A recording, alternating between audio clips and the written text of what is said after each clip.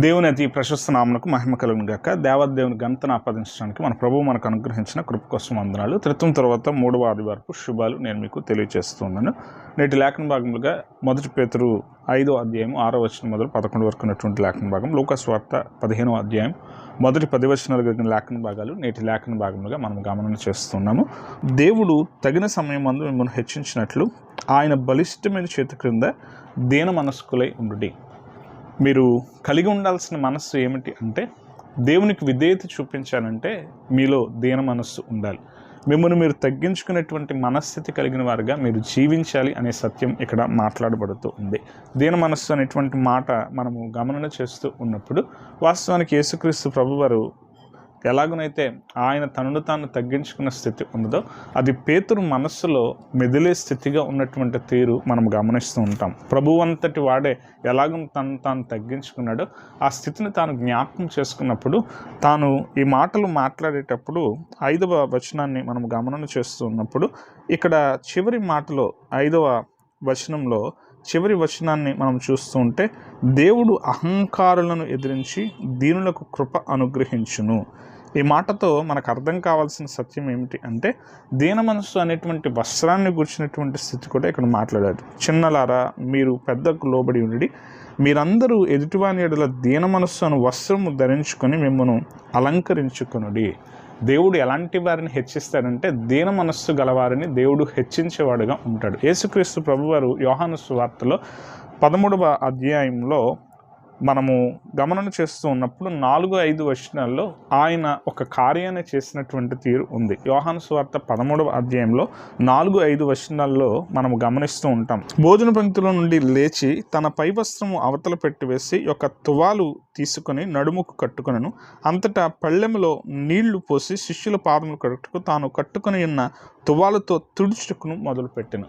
యేసుక్రీస్తు ప్రభువారు ఇక్కడ ఏం చేస్తున్నాడంటే, ఆయన తన పై వస్త్రాన్ని తీసివేసి తన నడుముకు ఒక బట్టను కట్టుకొని తాను ఈ కార్యాన్ని చేస్తున్నాడు. ఈ విధానాన్ని కనుక మనం ఆలోచన చేస్తుంటే గ్రీక్లో ఎకోంబూమై అనేటువంటి పదాన్ని ఇక్కడ వాడినటువంటి స్థితి ఉంది. ఎకోంబూమై ఈ పదం ఎలాంటిది అంటే, దాసులు అనేవారు ఏం చేస్తారంటే, వారు దాసులు అని ఇతరులు గుర్తుపట్టడానికి, వారు సేవకులని, వారు కొనబడినటువంటి వారుగా ఉన్నారని, వారు ఒక యజమాని క్రింద వారు ఉన్నటువంటి తీరులో ఉన్నారని, వారి ప్రాంతం కానీ వారు ఉన్నటువంటి స్థితి కానీ ఏదైనా వారు పనిచేసేటువంటి వ్యక్తులుగా ఉన్నటువంటి దాసులు అని చెప్పడానికి ఒక వస్త్రాన్ని వారు ఏం చేసుకునేవారంటే, వారు ధరించినటువంటి వస్త్రానికి అతికించుకునేటువంటి వారు. ఒక గుడ్డ ముక్కను తీసుకుని దానిని ఏదో ఒక రంగు కలిగినటువంటి వస్త్రాన్ని వారి వస్త్రానికి అంటించుకున్నట్టు ద్వారా వారు దాసులు అనేటువంటి మాట అక్కడ అర్థమయ్యేటువంటి తీరున వారు ప్రవర్తిస్తూ ఉండేవారు. యేసుక్రీస్తు ప్రభువారు ఈ కార్యాన్ని చేసే విధానంలో కూడా పై వస్త్రాన్ని తీసివేసి నడుముకు ఆ తువాలు కట్టుకున్నటువంటి తీరులో ఆయన ఏం చేస్తూ ఉన్నాడంటే, తనను తాను ఎంతో తగ్గించుకుని ఆయన తాను శిష్యుల పాదాలను కడిగేటువంటి విధిని ఆయన జరిగించిన వాడిగా ఉన్నాడు. ఈ విధానాన్ని జ్ఞాపకం చేసుకుంటూ పేతురు ఈ మాటలు మాట్లాడుతూ ఉన్నాడు. అదిగో తగిన సమయాన్న దేవుడు కుమారుని ఎలా హెచ్చించినటువంటి తీరు ఉన్నదో, దేవుడంతటి దేవుడే తాను కుమారుడిగా మన చెంతకు వచ్చి తానే తనను తగ్గించుకున్నటువంటి విధానం ఏదైతే ఉన్నదో అదే మనస్సు మీలో కలిగి ఉంటే మీరు దేవుని దీవెనకు పాత్రులు అవుతారు అనేటువంటి స్థితి పేతురు చెప్పడానికి ఇష్టపడి ఈ మాటను తాను అభివర్ణిస్తున్నటువంటి స్థితి మనం గమనిస్తూ ఉంటాం. యాకోబు పత్రిక 4వ అధ్యాయం 10వ వచనాన్ని మనం గమనిస్తూ ఉన్నప్పుడు, ప్రభు దృష్టికి మిమ్మల్ని మీరు తగ్గించుకునడి, అప్పుడు ఆయన మిమ్మల్ని హెచ్చించును. మీరు ఎలా ఉండాలంటే దేవుని దృష్టికి మిమ్మల్ని తగ్గించుకున్న వారుగా ఉండాలి.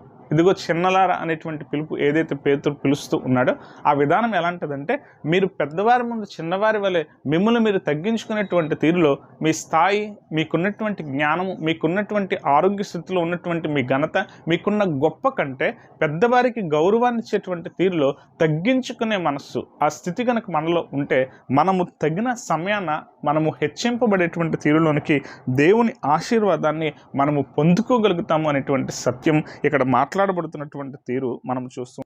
కీర్తన గ్రంథం 37వ అధ్యాయం 5వ వచనం, నీ మార్గమును యెహోవాకు అప్పగింపుము, నీవు ఆయనను నమ్ముకొనుము, ఆయన నీ కార్యము నెరవేర్చును. నీవు చేసేటువంటి కార్యాలు అవి ఎలా అంటే అవి నెరవేర్పులోకి రావాలంటే, నీవు హెచ్చింపబడేటువంటి స్థితిలో నీవు ఉండాలంటే, నీవు దీవెన పొందుకునేటువంటి తీరులోనికి నీవు వర్ధిల్లాలంటే, నీవు దేవుణ్ణి ఆనుకున్న వాడుగా ఉండాలి. నీవు దేవుని కృప అనుభవించేటువంటి స్థితి కొరకు దేవుని మీద ఆధారపడేటువంటి మనస్తత్వాన్ని నీవు కలిగి ఉండాలి. దీన మనస్సులో ఈ స్థితి ఎలా కలుగుతుంది అంటే, నీవు తగ్గించుకున్నట్టు ద్వారా, నీవు దేవుణ్ణి హెచ్చించడం ద్వారా దేవుని కృపను అనుభవించేటువంటి తీరులోనికి నీవు రాగలుగుతావు అని చెప్పి పేతురు ఈ మాటలు తాను అభివర్ణిస్తున్నటువంటి స్థితి మనము గమనిస్తూ ఉంటాం. ఈ వచనాలను మనం గమనం చేస్తూ ఉంటే 8వ వచనం 7వ వచనాన్ని మనం చూస్తున్నప్పుడు, ఆయన మిమ్మల్ని గూర్చి చింతపడుచున్నాడు గనుక మీ చింత యావత్తు ఆయన మీద వేడి, నిబ్బరమైన బుద్ధి గలవారై మెలకువగా ఉండి, మీరు విరోధి అయిన అపవాది గర్జించు సింహం వలె ఎవరిని మృంకుదున అని వెదుకుచూ తిరుగుచున్నాడు. ఈరోజు మనం జ్ఞాపకం చేసుకోవాలి, లోకంలో ఉన్నటువంటి మీ సహోదరులు ఎలాంటి శ్రమలు పొందారో, ఎలాంటి ఇబ్బందులు ఎదుర్కొన్నారో.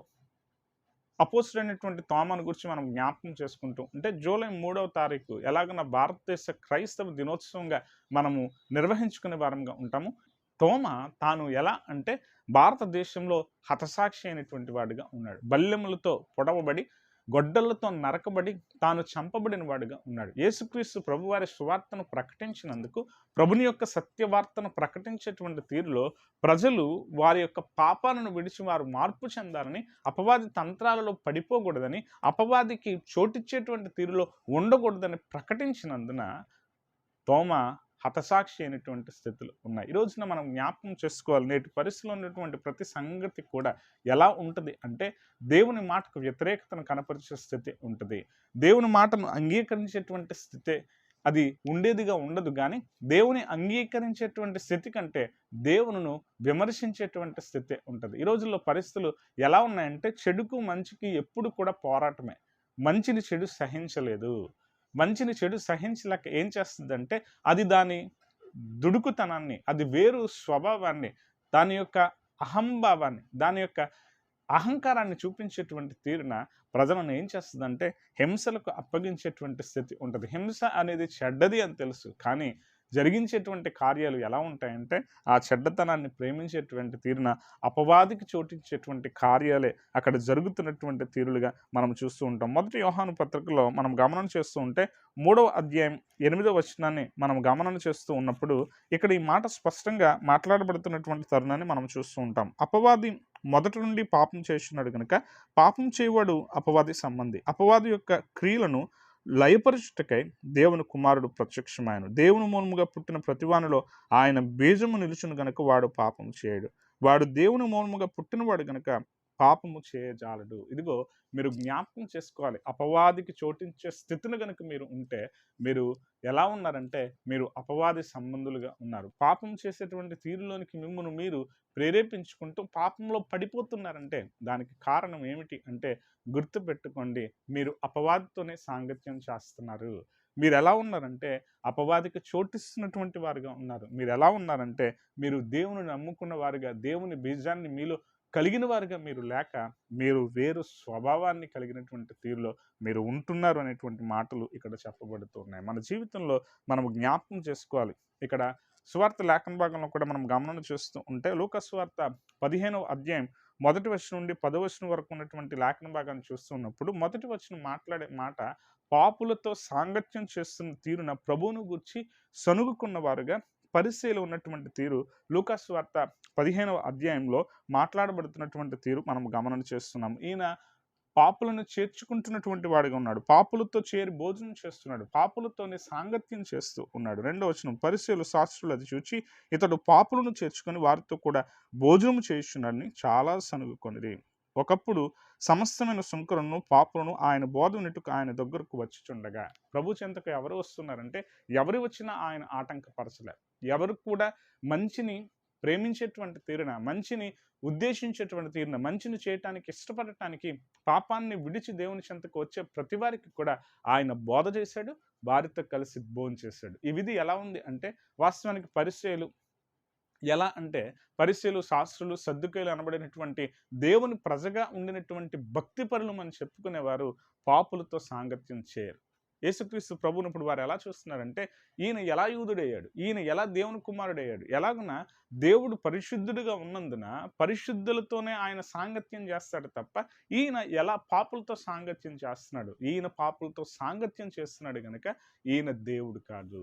ఈ విధానం ఎలాంటిది అంటే, కానీ వాస్తవానికి ప్రభు అక్కడ తరువాత ఉపమానాలు చెప్పాడు. ఏమని ఉపమానం చెప్పాడంటే, వారికి ఏదైతే బాగా అలవాటుగా ఉన్నటువంటి వారి పనైతే ఉందో, వారు గొర్రెల కాపురులుగా ఎక్కువ ఎలాగున ఇశ్రాయేలు ప్రజలు ముందు నుండి కూడా మోషే వద్ద నుండి కూడా గొర్రెల కాపురులుగా వారు ఎలాగున వారి యొక్క పనిలో వారు స్థిరులైనటువంటి స్థితిన ఉన్నారో, వారికి అందరికీ కూడా అడవులలో గొర్రెలను కాపు కాసేటప్పుడు అవి తప్పిపోతే జరిగించే సంగతులు ఏంటో తెలుసు.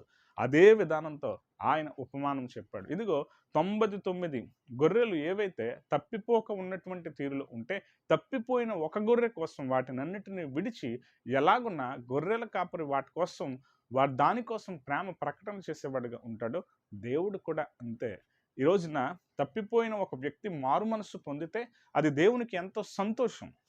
పాపులతో సాంగత్యం అనేటువంటి తీరు ఆలోచన చేస్తూ ఉంటే, పాపికి తాను చేసేది పాపి అని ఏది మంచో తెలియాలంటే తనతో మాట్లాడకపోతే, తనను చేర్చుకోనకపోతే, తనతో సంభాషించకపోతే ఆ విషయం ఎలా తెలుస్తుంది? ప్రభువు ఆ సంగతులను ఉపమాన రీతిగా బోధిస్తూ తాను మాట్లాడుతూ ఉన్నాడు. దానిలో మరి ప్రత్యేకంగా ప్రభువు చెప్పినటువంటి మాట దీన మనస్కులై ఉండుడి. ఈరోజు పరిసయ్యులకు కానీ, శాస్త్రులు కానీ, మతాధికారులకు కానీ ఆ దీన మనస్సు లేక వారేం చేస్తున్నారంటే వేరు విధానంలో పడిపోతున్నారు. మన జీవితాల్లో మనం జ్ఞాపకం చేసుకోవాలి. దేవునికి విధేయులైనటువంటి కుమారులుగా మనం ఉండాలంటే, దేవుణ్ణి ప్రేమించే తీరున మనం వర్ధిల్లాలంటే మనలో ఉండాల్సిన ముఖ్యమైనటువంటి లక్షణం అది దీన మనస్సు.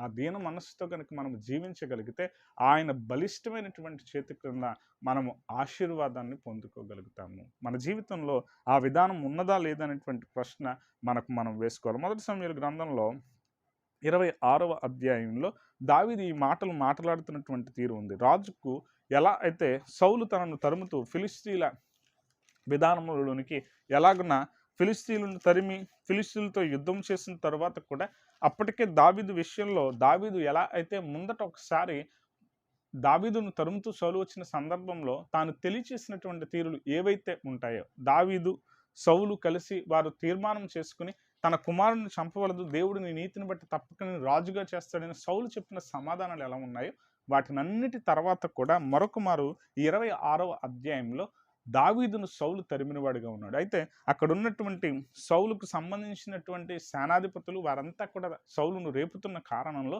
మరల తరిమిన సందర్భం ఇక్కడ జరుగుతూ ఉంటుంది. ఆ సందర్భంలో దావీదు ఒక చక్కని నమ్మకత్వాన్ని కనపరిచినటువంటి వాడిగా ఉంటాడు. తన నీతిని, తన దీన మనస్సును కూడా తాను కనపరిచేటువంటి వ్యక్తిగా తాను వ్యవహరించినటువంటి తీరు మనకు కనబడుతూ ఉంటుంది. తాను ఏం మాట్లాడతాడంటే 23వ వచనం, యెహోవా ఈ దినమున నిన్ను నాకు అప్పగించినను నేను యెహోవా చేత అభిషేకం నందును ఆయన చంపనొల్లకపోయినందున ఆయన నా నీతిని నా విశ్వాస్యతను చూచి నాకు ప్రతిఫలము దయచేయను. చిత్తగించుము, ఈ దినమున నీ ప్రాణము నా దృష్టికి ఘనమైనందున యెహోవా నా ప్రాణమును తన దృష్టికి ఘనముగా ఎంచి బాధలన్నిటిలో నుండి నన్ను రక్షించును గాక అని చెప్పాను. ఇక్కడ చాలా స్పష్టంగా సౌలు కూడా తనతో మాట్లాడతాడు. తన స్వరం విడినటువంటి వాడిగా ఉండి తన స్వరాన్ని గుర్తుపట్టి దావీదా నా కుమారుడా అని చెప్పి తాను మాట్లాడుతూ తాను ఈ సంగతులన్నింటినీ తెలియజేసేటువంటి వాడిగా ఉంటాడు. సౌలు 3000 మంది యోధులతో సహా తాను ఎలా అయితే గిబియాలో ఎలాగున జిఫియాలో ఉన్నటువంటి అరణ్యంలో దావీదు ఉన్నాడని ఎరిగి ఆ ప్రాంతానికి వచ్చి 3000 మంది యోధులతో సౌలు పరుండిన వేళ సౌలు చెంత ఉన్నటువంటి తన బల్లెమును తన నీటి బుడ్డిని కూడా తీసుకుని వెళ్ళి ఏమాత్రము కూడా సౌలుకు హాని చేయక, ఇదిగో ఈరోజు దేవుడు నన్ను ఎలా అయితే దీవించేటువంటి తీరున నిన్ను నా చేతికి అప్పగించేటువంటి తీరున చేసిన యెహోవాను అభిషేకం నొందినటువంటి నిన్ను నేను చంపనని చెప్పి, ఇదిగో నీ దగ్గర ఉన్నటువంటి నీ బళ్ళాన్ని నీటి బుడ్డను కూడా నేను తీసుకుని వచ్చాను, నా చెంత అవి ఉన్నాయి అని చెప్పి సౌలుకు ఎవరైతే కాపు కాసేటువంటి వ్యక్తిగా ఉన్నటువంటి వ్యక్తి ఉన్నాడో ఆ వ్యక్తితో మాట్లాడటం మొదలుపెట్టి, ఇదిగో నేను తీసుకొచ్చినటువంటి ఇవన్నీ కూడా నా చెంత ఉన్నాయి, నీవేం చేస్తున్నావు, నీవు నిజంగా రాజుకు కాపు కాసేటువంటి విధానంలో నీ యథార్థతను ప్రకటించుకుని ఉన్నావని చెప్పి దావీదు చాలా దూరం నుండి ఆ మాటను తెలియచెప్తూ తాను అందరికీ కూడా ప్రకటన చేశాడు, నేను ఏమాత్రం కూడా సౌలుకు ప్రాణహాని చేయను అని చెప్పి. ఎలా అంటే ఒక విధంగా సౌలు దావీదుకు శత్రుగా ఉన్నప్పటికీ కూడా తాను ఏం చేస్తున్నాడంటే తన రాజుకు తాను దాసుడిగా దీన మనస్సును కనబరిచేటువంటి వ్యక్తిగా దావీదు ఉన్నాడు. ఈరోజున మన జీవితంలో మనం జ్ఞాపకం చేసుకోవాలి, మన జీవితంలో మనల్ని మనం తగ్గించుకునే మనస్సు మనకుందా?